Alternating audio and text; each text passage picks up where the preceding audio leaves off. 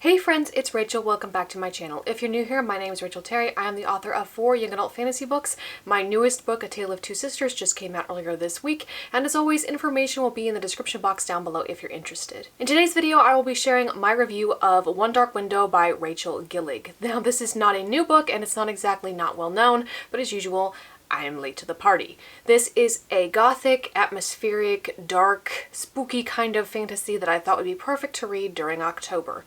And the plot is as follows. This book takes place in the kingdom of Blunder, where a spirit of the wood resides. In the past, the people of this kingdom went to the spirit in order to get blessings or magic bestowed upon them. But one day, the shepherd king went to the spirit of the wood and bargained to create 12 providence cards. Think of them as tarot cards. There's only 12 different types, and each of these different types has different amounts of them. So they have different rarities, and each card bestows a certain magical ability. Anyone can use these cards. The cards have no loyalty to any one person. All you have to do is access the card to use its magic. But if you use too much, there's always a price to pay, some reverse of the magic that is supposed to be bestowed. Naturally, now with magic of their own, humanity turned away from the spirit of the wood and no longer sought the spirit out to receive blessings. And as you can imagine, the spirit wasn't very happy about this, so a curse was placed upon the kingdom of Blunder. It is now surrounded on all sides by mist, cut off from other kingdoms, and every year the mist grows closer.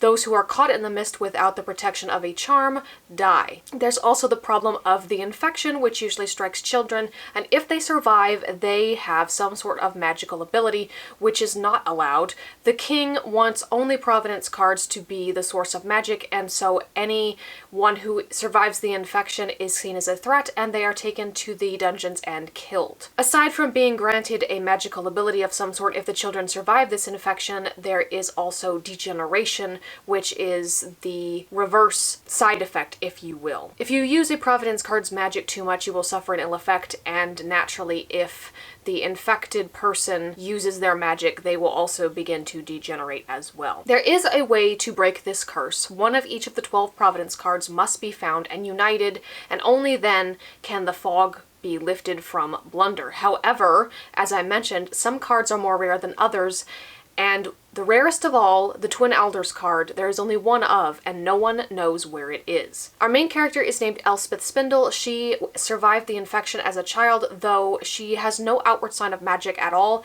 and so she has managed to avoid detection. 11 years ago, when she was 9, she stumbled upon her uncle's nightmare card, which depicts a creature, part monster, part man. I pictured personally like a werewolf, and she touched the card and absorbed the creature. The nightmare now resides in her mind. He speaks to her, taunts her, and also can lend her superhuman abilities, and she has kept this a secret from everyone for the past 11 years. One night, while she is walking home, Elspeth is confronted on the forest road by a group of highwaymen who question her about her uncle's cards. She later learns that this highwayman is Raven Yu, who is the nephew to the king, and he is committing treason to risk uniting all 12 providence cards to break the curse. This would also save Elspeth free from the nightmare in her mind, and so she agrees to lend them her ability, which is to see providence cards by the light that they give off. Each card has a different colored light, and the nightmare within her mind can see these colors and sense the cards, which, if you're trying to find all of the 12 cards and unite them, is a very useful ability to have. So that is the main premise of this book.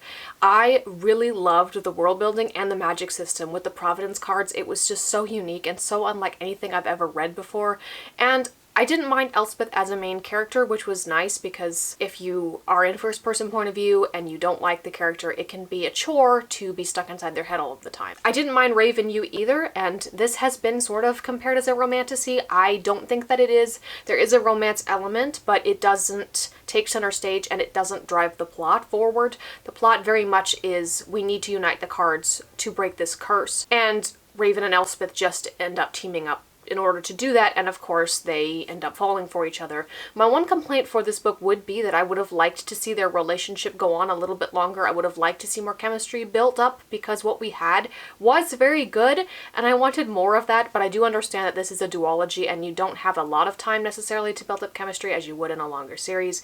And given the way that the book sort of ends, I understand why this decision was made the way that it was, but I just would have liked a little bit more chemistry between the two before they start having a physical relationship. There is some mild spice in this book. What constitutes spiciness these days, I don't know. I feel like everybody probably has a different opinion. I would say this book is mildly spicy because while the book doesn't go into any great detail, it does go on for a page or two. But I really liked the plot, and I don't really care about that bit, so I'm willing to overlook that. I'm not a big fan of spice myself, and I didn't care about the relationship between the two characters as much as I would have had more chemistry been built up, but I didn't mind exactly either. The Nightmare was a very interesting character in and of himself. I love these weird niche things where there's a voice, usually a malevolent one, that whispers in someone's ear or speaks to them in their mind, and I really love that. This book was definitely atmospheric. It had mists, it had forests, it had old secrets. It's got these creepy Providence cards and the various ways they're used or can be used against you if you use it too much. You have the Nightmare. It's just all coming together in a really good bundle that I didn't expect to like so much. One thing I do want to say, and this is spoilers, so skip this part if you haven't read the book and you want to. I would bet money that the author was heavily inspired by either the poem that the song was based on or the song itself, The Highwayman by Lorena McKennitt. I tried to Google this after I finished the book and I couldn't find anybody else talking about this, but I just noticed similarities between the song, which I already knew and loved, and the book. As I was reading it, there's a character in the song named Bess who is the landlord's black-eyed daughter. She has long black hair. Elspeth is called Bess by her cousin. She has long black hair and black eyes. And there's a highwayman in the song. Naturally, it's called The Highwayman. And there's a scene in the book where Elspeth is like standing on the stairs and there's a banister between her and Raven and her hair is falling through the stair rail and he kisses it. That's a scene directly from the song, only Bess in the song is in the window and the highwayman cannot reach her, so he kisses her hair instead. And then the ending of the song where Bess kind of warns the highwayman with her death that he's running into a trap, I felt like that was very much like what happens at the end of this book, although I'm not convinced that Elspeth is actually dead and gone and the Nightmare is fully in control.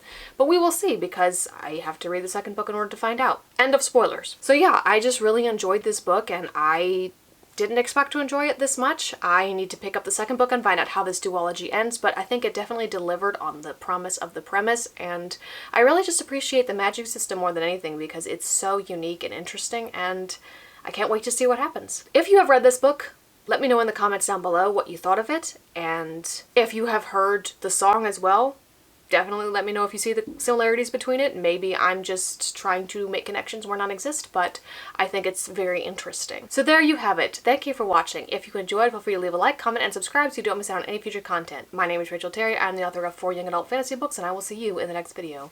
Bye!